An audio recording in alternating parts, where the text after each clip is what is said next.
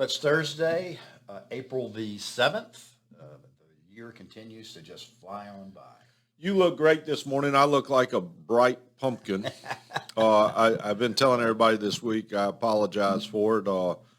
Dermatology skin for pre-cancer stuff, and it's an ointment, and it says that it will light you up, and it will. So It does make your face red. yes. So please excuse me. Yeah. So, but here we are. It's not because I'm blushing because of inflation and where inflation's going, or the Fed's going, or all the information that's going on in the world. We talked about on the radio this morning. I talked about, in my typical fashion, trying to create a picture of a puzzle and all the pieces that are being put out before us, and that there's so many pieces that are pointing one direction then pointing another. But when you finally put this puzzle together, it says that inflation is a factor that is influencing the market. The war is influencing the market. The supply chain's influencing the market. And we have influencers now in the market that are going to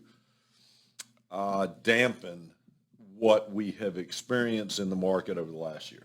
Yeah, and I think it's a good time to maybe have a healthy discussion about expectations. Right. What should be your expectations for 2022, and what your final statement is going to look like?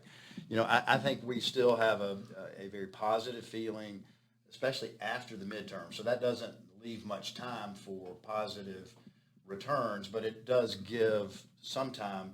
But I think it points towards a good landing in 2023 if the midterms go according to what most experts believe that how the turnout is going to be, that we could see really positive returns by the end of the year. So we're not ready to run away from that expectation, but I will say this next expectation is that not much good is going to happen over the next several months. You know, we have said, and we've said to ourselves in working with us in our office and how we want to build your portfolio, that we've created a range. We have a comfort right now for the most part. Now, there are clients that have exceptions that we will acknowledge, but on average, somewhere we would like you to be in a range of stocks somewhere between probably 65% on the high side and 40% on the low side.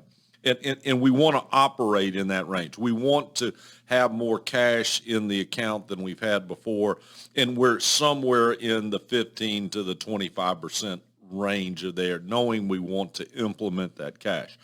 The stock market, we believe, I'm willing to say that I think upside opportunity, if everything goes well and things go, would be the stock market at the end of the year. Going into January would be an upside of 10%, and I think on the low side we would say even. Yeah, I would say even. Yeah, even. Even, and that's a big spread.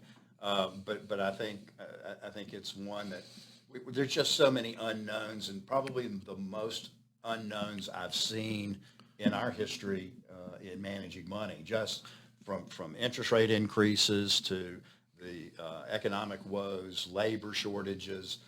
You know, we're seeing a lot of things that we haven't seen together, all working against markets like we're seeing right now. We went back to a playbook of Warren Buffett's in 1970, where he focused on, in an inflationary time, value. He focused on companies that have strong balance sheets, good cash flow, and we have gravitated to value, but we still believe that growth has, with the right pieces and the right companies, have a place in the portfolio. It's quality, it's U.S. centric, it's large company centric that we're looking at, and as I tell clients that we meet, we're at the point now we've touched the portfolios so much, we're tweaking portfolios as we review them on a regular basis now, and just making small minor changes.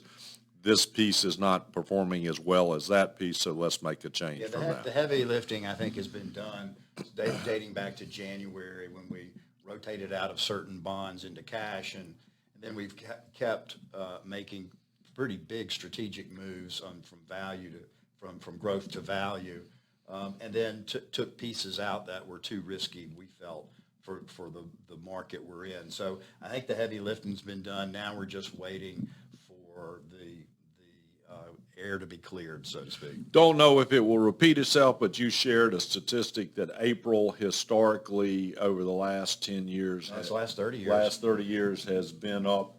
2.6% on average. The best month of the 12, and the second best month is November. So we still have the rest of this month to hopefully see some positive returns, and then hopefully we'll see some good things happen after the midterms in November.